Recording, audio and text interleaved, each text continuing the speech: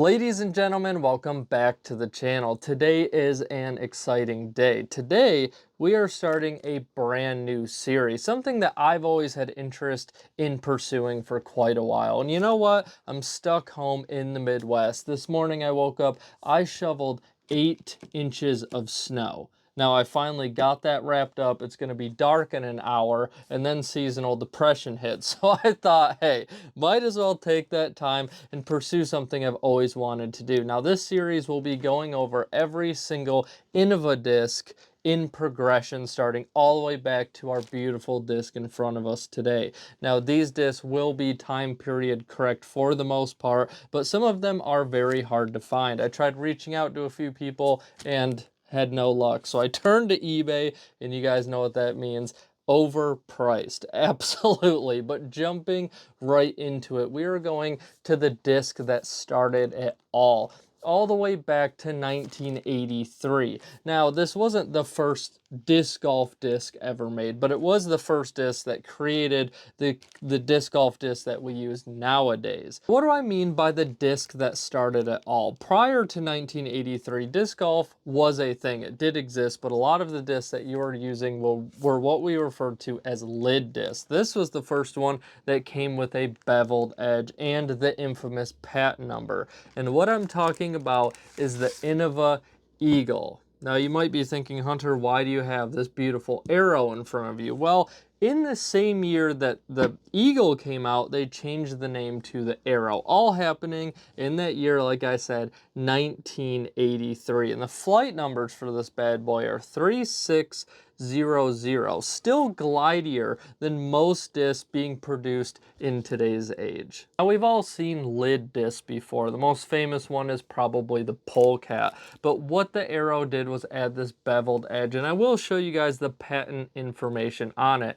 Now prior to this, the big conundrum was trying to make a disc go farther, which even today is still the thing that everybody wants. And so what they turned to was making the disc heavier, and then finally we came up with the idea of, hey, let's make it a little more aerodynamic. When the Eagle came out, a lot of people referred to it as a cheater disc just because it simply went so much farther than the other discs out there. Now, there was slight variation when they did kind of rebrand the Eagle into the Aero. Guys, now keep in mind that Eagle that I keep referring to is not the Kelvin Heimberg Eagle that you might be thinking of. It was essentially the same thing as this, but they did add a few tweaks when they changed it to the Aero, including adding a little more stability. I believe the original run of the Aero went out of production somewhere around 1990, and since then, like Innova does, has periodically dropped it in different forms of plastic. But the thing with the Aero is, as it got beat in,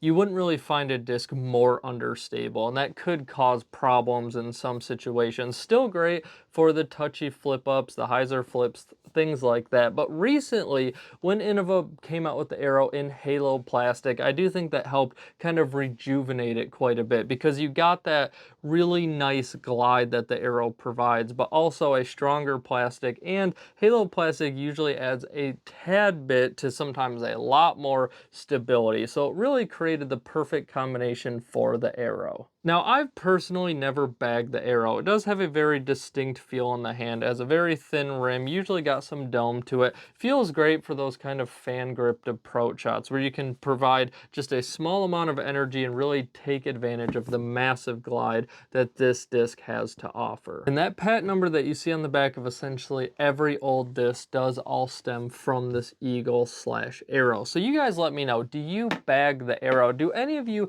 have one of the original Eagles out there? I really wanted to get one for this video, but they are almost impossible to find. That wraps up today's video, guys, and please, if you have some time in the comments, please let me know what you think of the series. The plan is I'm going to post 2 days a week, pretty short videos to just give you all of the information that you need to know and really check out and be able to view and learn about some classic discs. Some of them haven't even been around for over 20 years. This is the kind of stuff that I really love to dive into. The nitty-gritty, the history, it's a lot of fun for me. So that is everything that you need to know about the Innova Aero.